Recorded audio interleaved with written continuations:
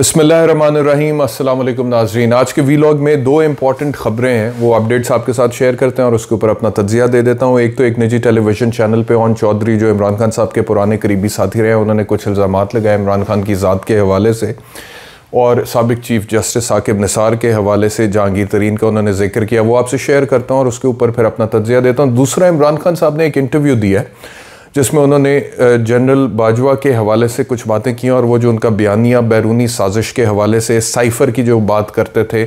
उसमें for the first time मुझे लगता है कि इमरान खान साहब ने कोई एविडेंस के साथ अपनी दलील सामने रखने की कोशिश की है। अब वो एविडेंस किस हद तक मुस्तनद है नहीं है उसके ऊपर बात करेंगे, लेकिन उससे पहले साकिब निसार साहब की जो स्टोरी है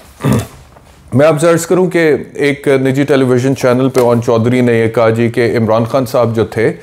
उनके तो डॉक्यूमेंट ही पूरे नहीं थे। उन्होंने कहा कि वो उनको तो सादिक और अमीन सुप्रीम कोर्ट ने ऐसे डिक्लेयर कर दिया, उनके कहने का मतलब यही था, और उनके डॉक्यूमेंट पूरे नहीं थे और बैलेंसिंग एक्ट के तौर पर जहांगीर खान तरीन साहब को नाअहल डिक्लेयर किया गया था। मज़ीद उन्होंने ये कहा कि जब उसकी रिव्यू पिटिशन जहांगीर तरीन साहब ने सुप्रीम कोर्ट में की थी तो उस वक्त इमरान खान साहब ने खुद चीफ जस्टिस ऑफ पाकिस्तान उस वक्त के जो साकिब निसार साहब थे उनको कह के उनकी रिव्यू पिटिशन डिसमिस करवा दी ताकि वो नाअहल ही रहें। तो ये दो इल्ज़ाम लगाए थे। अच्छा, पहली बात तो ये है कि जो 62(1)F ताहयात नाअहली और सादिक और अमीन, मैं आपको बहुत पहले से इसके ऊपर अपना पॉइंट ऑफ व्यू पेश करता रहा हूँ एक वकील की हैसियत से, और अक्सर जब इस तरह के वाक़यात मामलात पे हमें बात करनी होती है तो मैं ज़्यादातर एक वकील की हैसियत से अपने जो ख़यालात होते हैं या अपनी जो राय होती है वो आपके सामने रख देता हूँ। और उसमें यह है कि मेरी नज़र में जो 62(1)F की इंटरप्रिटेशन हुई है 2017 से ही मियां नवाज शरीफ के पनामा केस के हवाले से, जिसमें उन्होंने ताहयात नाअहली कर दी थी, तो मैं तभी कहता था कि ये 62(1)F की इंटरप्रिटेशन आर्टिकल 184(3 जो सुप्रीम कोर्ट की ओरिजिनल ज्यूरिसडिक्शन है, यानी कि खुद नोटिस, इसमें नहीं होना चाहिए। एक बुनियादी मैं दलील आपको समझा देता हूं कि क्यों मैं ये कहता था। मैं इसलिए कहता था कि देखें, हमारी जो पूरा क्रिमिनल जस्टिस सिस्टम है या पूरा जो जस्टिस सिस्टम है उसकी मुख्तलिफ लेवल्स हैं, उसके मुख्तलिफ जहतें हैं। अब मिसाल के तौर पे एक केस होता है, एक बंदे के ख़िलाफ़ एक FIR होती है, उसकी इन्वेस्टिगेशन होती है, वो उसमें गुनहगार डिक्लेयर होता है, फिर उसका ट्रायल चलता है। ट्रायल कोर्ट में पूरे ट्रायल होने के बाद, एविडेंस रिकॉर्ड होने के बाद, बहस होने के बाद, फिर अगर जज को लगता है कि ये गिल्टी है तो वो फैसला सुनाता है और उसको सज़ा हो जाती है। अब अगर फैसला मजिस्ट्रेट कोर्ट का है तो सेशंस कोर्ट में उसकी अपील होती है, अगर सेशंस कोर्ट का है तो हाई कोर्ट में उसकी अपील होती है, हाई कोर्ट में अपील का जो भी फैसला होता है उसकी अपील सुप्रीम कोर्ट में होती है और फिर सुप्रीम कोर्ट उसके ऊपर फाइनल अथॉरिटी होता है, डिसीजन देता है। लेकिन यहां पे जब 184(3 खुद नोटिस में आप इस तरह के फैसले सुनाते हैं 62(1)F की तशरीह करते हुए सियासतदानों के खिलाफ, चाहे वो इमरान खान हैं या नवाज शरीफ हैं या फिर वो जहांगीर तरीन साहब हैं, ये मैं किसी भी शख्सियत से हट के एक जनरल आर्ग्यूमेंट आपको कानूनी बुनियादों पर दे रहा हूं, तो उसका एक सबसे बड़ा ड्रॉबैक, पिटफॉल या फ्लॉ ये है कि आप उस बंदे को, उस शख्स को जिसके खिलाफ 184(3 की ज्यूरिसडिक्शन में आप फैसला सुनाने जा रहे हैं, आपने पूरे एक प्रोसीजर से महरूम कर दिया। जो प्रोसीजर नीचे सबऑर्डिनेट ट्रायल कोर्ट से शुरू होके एपलेट फोरम पे आता है और फिर एपलेट फोरम से वो सुप्रीम कोर्ट जो कि हाईएस्ट कोर्ट ऑफ लॉ है पाकिस्तान का, वहां तक जाता है। आपने सुप्रीम कोर्ट ने जब ओरिजिनल ज्यूरिसडिक्शन अज्यूम करके फैसला सुना दिया है तो उसकी तो कहीं पे अपील ही नहीं है, उसका तो मैक्सिमम एक रिव्यू है जिस रिव्यू का जिक्र कर रहे हैं, और रिव्यू की जो गुंजाइश होती है वो बड़ी लिमिटेड सी होती है। कानूनी बुनियादों पे वो जज साहिबान ने खुद ही नजरसानी करनी होती है। रिव्यू का मतलब है नजरसानी करना, रिव्यू का मतलब अपील नहीं है, रिव्यू का मतलब है नजरसानी करना। और नजरसानी के जो असूल सुप्रीम कोर्ट ने खुद वाजे किए हैं उसके अंदर उन्होंने कहा है कि अगर कोई बहुत ही पेटेंट इल्लीगैलिटी हो गई है फैसले में तो उसको दुरुस्त किया जा सकता है, ठीक है। और फिर उसके बड़े सख्त असूल उन्होंने बना दिए हैं। तो हार्डली ऐसा होता है कि कोई फैसला जो सुप्रीम कोर्ट ने दिया हो वो खुद नजरसानी में कह दे कि हमारा ये फैसला गलत था। आपको पता है वैसे मुश्किल होता है ये बात कहना कि मेरा ये फैसला गलत था, तो हार्डली ऐसा होता है। तो कहने का मकसद ये है कि एक तो ये लीगल आर्ग्यूमेंट हो गया जो मैं समझता हूँ कि 62। दूसरा, मुझे एतराज़ हमेशा से इस्लामिक पॉइंट ऑफ व्यू से रहा है इसके ऊपर कि ताहयात आप किसी को कह दें कि सादिक और अमीन नहीं है, चाहे वो जहांगीर तरीन है या मियां नवाज शरीफ हैं, तो ये तो बड़ा अजीब सा काम है। मैं पहले भी इस हवाले से कह चुका हूँ कि ये तो अल्लाह रब्बुल इज़्ज़त की ज़ात दिलों के भेद जानती है और मुस्तकबिल के हवाले से जानती है कि कौन आगे जाके कैसा हो जाएगा। तो इंसान दूसरे इंसान को इस तरह से कैसे जज कर सकता है कि जी ताहयात ना तो ये सादिक है ना तो ये अमीन है। कोई अगर मिसाल के तौर पे वक्ती तौर पे आपको लगता है करप्ट है, बदनवान है, सादिक नहीं है, अमीन नहीं है, तो आप उस वक्त उस पर्टिकुलर इंसिडेंट या अकरेंस या सब्जेक्ट के हवाले से एक फाइंडिंग तो दे सकते हैं, लेकिन आप एक ताहयात फाइंडिंग कैसे दे सकते हैं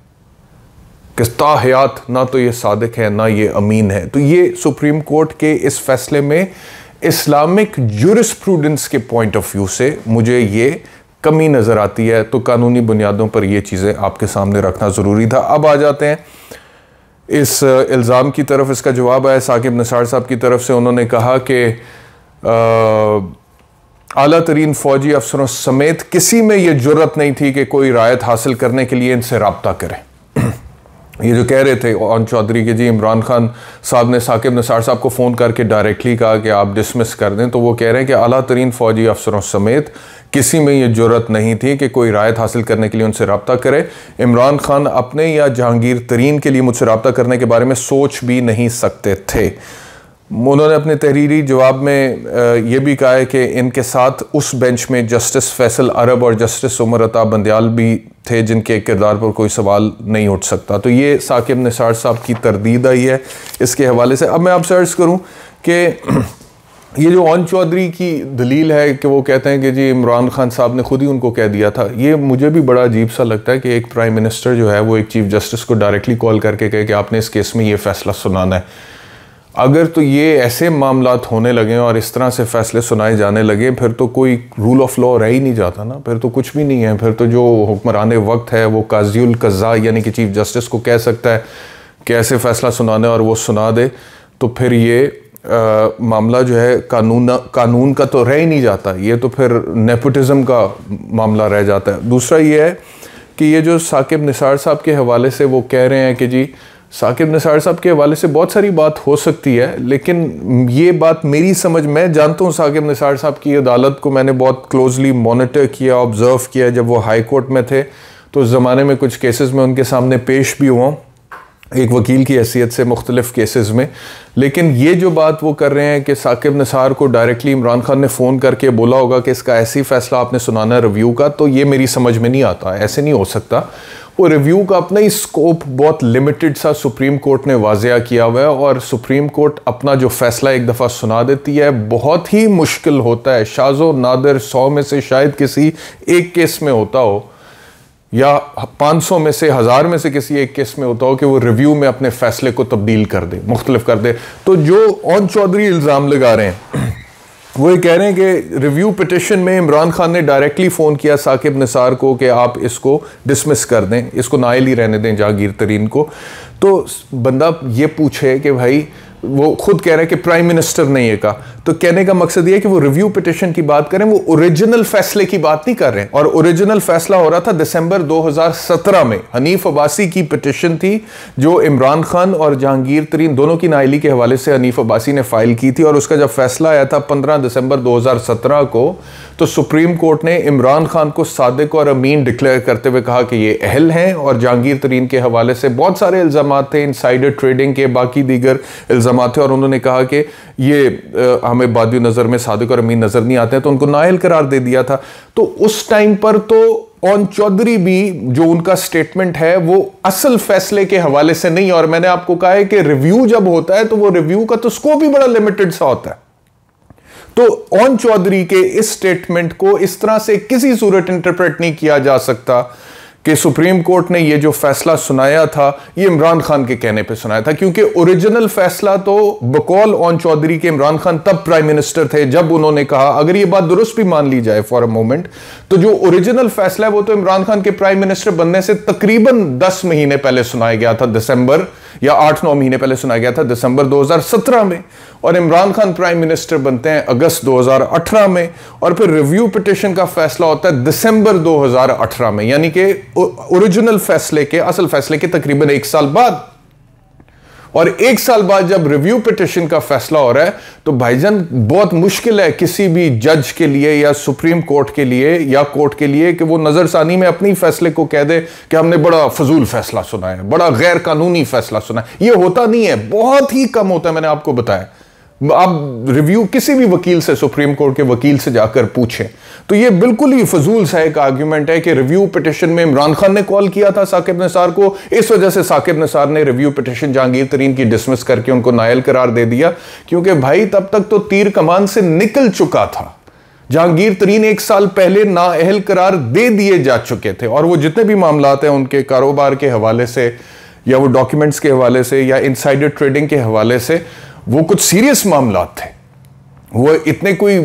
ऐसा नहीं था कि बेसलेस सी, फ्रिवलेस सी एलिगेशंस थी जिनकी कोई बुनियाद नहीं थी। वो इनसाइडर ट्रेडिंग के हवाले से और जहांगीर खान तरीन साहब के हवाले से कौन नहीं पहले बात करता रहा। जितनी भी सियासी पार्टियां बाशमूल पाकिस्तान मुस्लिम लीग नवाज और पीपल्स पार्टी के, जब वो इमरान खान साहब के साथ थे कि ये तो चीनी माफिया में आते हैं,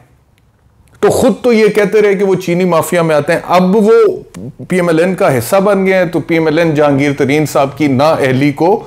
जो है गैर कानूनी साबित करने पर तुली हुई है। अब ओन चौधरी साहब उनकी नाअहली को गैर कानूनी साबित करने पर तुले हुए हैं और ये साबित करने की कोशिश करें कि इसकी बुनियाद में कोई साजिश थी, जिस साजिश का मोहरा उस वक्त के चीफ जस्टिस साकिब निसार साहब थे। तो ये जो भी ग्राउंड इन्होंने बनाने की कोशिश की है, मैं सिर्फ आपको ये कहने की कोशिश कर रहा हूं, मेरे अपने तहफ़्फ़ुज़ात हैं लीगल सिस्टम पे, जस्टिस सिस्टम पे, कानून की इंटरप्रिटेशन पे, वो मैंने आपसे शेयर भी कर लिया इस वीलॉग के आगाज़ में। लेकिन सिर्फ मैं आपसे ये कहने की कोशिश कर रहा हूं कि ओन चौधरी के इस आर्ग्यूमेंट में मुझे कोई वज़न नज़र नहीं आता, क्योंकि कानूनी तौर पर मामला जो है वो इससे मुख्तलिफ थे और ये सिर्फ और सिर्फ एक सियासी स्टेटमेंट मुझे लगता है जो कि उन्होंने दिया है, और वो सिर्फ इस वजह से दिया है क्योंकि अब वो प्राइम मिनिस्टर साहब के साथ अटैच्ड हैं, जो इस वक्त के प्राइम मिनिस्टर शहबाज शरीफ साहब हैं। तो अभी जो शहबाज शरीफ साहब कहेंगे उसके मुताबिक वो चलते रहेंगे और स्टेटमेंट्स देते रहेंगे। तो बाकी साकिब निसार साहब जो हैं उनकी जो तरफ से तरदीद आई है वो भी मैंने आपसे शेयर कर लिया। तो ये है जी सारी सिचुएशन इसके हवाले से। अगले वीलॉग में मैं आपसे डिस्कस करता हूँ कि इमरान खान ने जनरल बाजवा के हवाले से क्या इंकशाफात किए हैं और जो स्टेटमेंट्स उन्होंने दिए हैं, और ख़ासतौर पर हुसैन हक्कानी का जो उन्होंने जिक्र किया है, वो जो उनकी सारा बयानिया है बैरूनी साजिश के हवाले से जिसमें उस साजिश का जिक्र करते हैं, तो उसमें अब पहली दफ़ा मुझे लगा है कि वो कोई एविडेंस के साथ अपनी कोई दलील सामने रखने की कोशिश करें। वो किस हद तक दलील दुरुस्त है, एविडेंस में वज़न है, वो भी आपसे डिस्कस करेंगे अगले वीलॉग में। अपना ख्याल रखिए। अल्लाह हाफ़िज़।